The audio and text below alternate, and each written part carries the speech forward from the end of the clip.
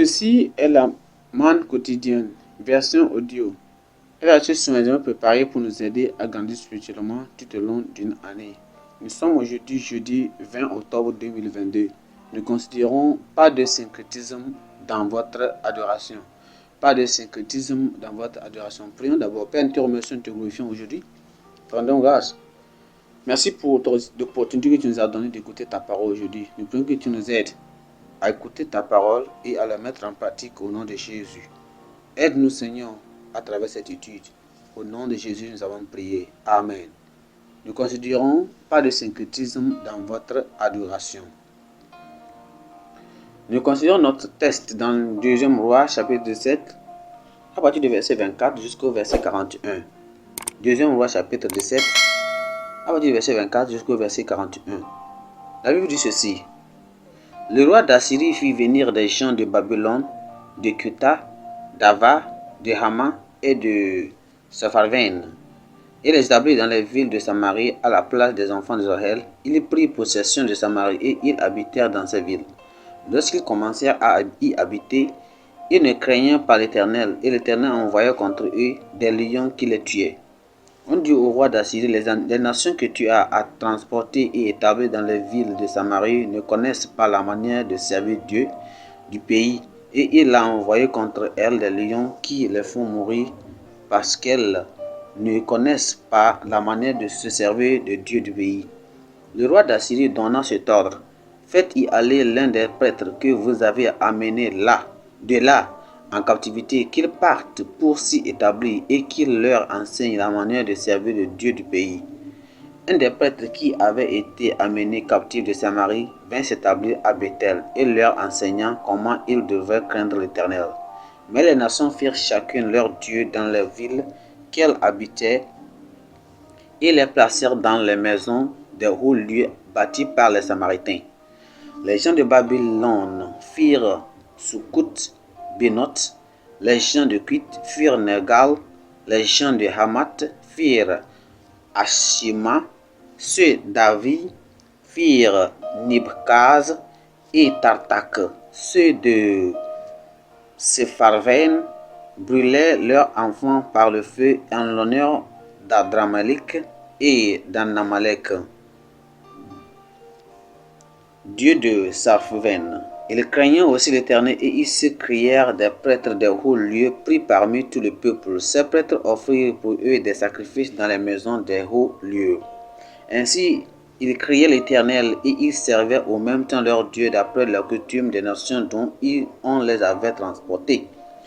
Ils suivirent encore aujourd'hui leurs premiers usages et ils se craignaient pour l'Éternel et ils ne se conformaient pas ni à leur loi et à leur ordonnance, ni à la loi et aux commandements prescrits par l'Éternel aux enfants de Jacob qu'il appela du nom d'Israël. L'Éternel avait fait alliance avec eux et il les avait donné cet ordre. Vous ne craindrez point d'autres dieux, vous ne vous prosternerez point devant eux, vous ne les servirez point, vous ne les offrirez point de sacrifice.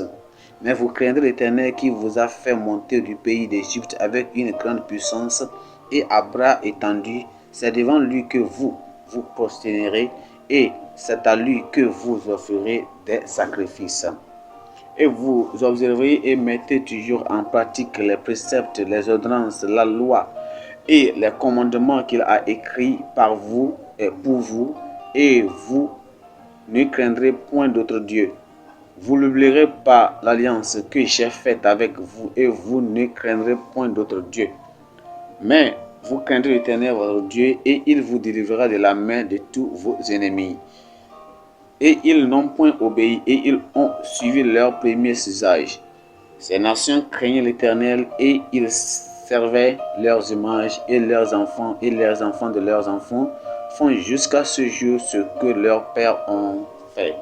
Le verset clé, c'est tout dans le verset 32 qui dit « Ils craignaient aussi l'Éternel et ils créèrent des prêtres des hauts lieux pris parmi tout le peuple. Ces prêtres offrirent pour eux des sacrifices. Offrirent des sacrifices pour eux. Ils offrirent des sacrifices dans les maisons du haut lieu. et ils servirent au même temps les dieux d'après les coutumes des nations dont on les avait transportés. Allons dans le message. L'une des effets flagrants de la mondialisation est la fusion progressive des différentes cultures, croyances et modes de vie en un seul. De nos jours, nous commençons également à voir un mélange et une fusion de différentes religions. Par exemple, il y a ce qu'on appelle le Chrislam. Le Chrislam, c'est un mouvement qui est un mélange du christianisme et de l'islam. Devint un mouvement populaire au Nigeria et aux États-Unis. Les dirigeants de la nation assyrienne qui ont conquis Israël se sont retrouvés face à face avec les dures réalités des conséquences du syncrétisme dans le culte, c'est-à-dire le mélange du culte des idoles avec le culte des vrais dieux. Après que la nation d'Israël eut été enlevée de leurs terres à cause de leurs péchés, les Assyriens qui les conquirent ont amené d'autres nations à occuper leurs terres. Ces nouveaux occupants de la terre d'Israël ont apporté avec eux leurs différentes idoles. Bien qu'ils aient semblé adorer Dieu, ils n'ont pas abandonné leur adoration idole. Cela a provoqué Dieu et l'a poussé à les visiter et à les juger. Dieu ne peut pas être placé à côté des idoles. Il y a des gens qui prétendent avoir été convertis au christianisme à partir de leur ancienne religion, mais qui apportent encore certains des événements des éléments de leurs anciennes croyances dans la foi et dans l'Église. Il y a même aujourd'hui des églises qui ont emporté certaines pratiques des religions païennes dans leur style de culte. On n'est donc pas surpris quand ces soi-disant croyants continuent de se plaindre d'attaques sataniques, d'afflictions de leurs passés ancestraux, ainsi que d'autres expériences étranges. Les vrais croyants doivent s'assurer d'une rupture complète et totale avec leur passé. Si vous êtes vraiment né de nouveau, vous avez accepté Jésus comme votre Seigneur et Sauveur personnel, lui seul doit être celui que vous adorez. Il ne doit pas y avoir de loyauté divisée entre Christ et les autres dieux.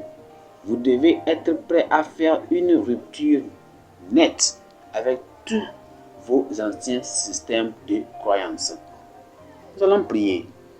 Père, nous te remercions, nous te glorifions aujourd'hui pour ta santé et la grâce que tu nous as donnée d'écouter sa parole. Nous prions, Seigneur, merci comme tu nous as parlé, qu'on soit faire ce qui est bon devant toi et qu'on sache que, Seigneur, ta volonté c'est de te servir et de te servir comme tu le veux. Qu'on évite le syncrétisme, le mélange du vrai Dieu, de l'adoration du vrai Dieu dans notre et des idoles dans notre vie au nom de Jésus. Aide-nous, Seigneur, à sortir hors de n'importe quoi qui est satanique, n'importe quoi qui est du diable. Et cela, on va te craindre et nous savons qu'à la fin, quand nous le ferons, ta grâce sera avec nous.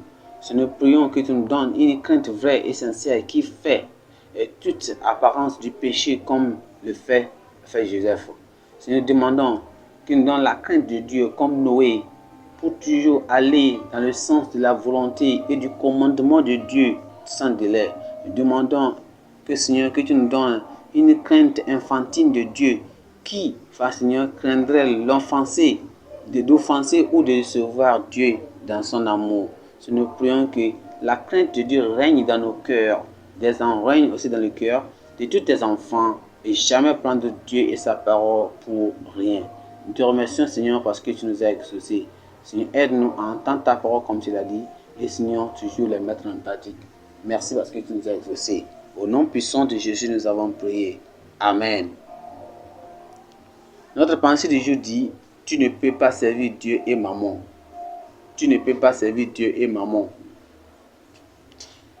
Notre lecture biblique se trouve dans le livre d'Ésaïe chapitre 61 jusqu'au chapitre 66. Merci, que Dieu vous bénisse.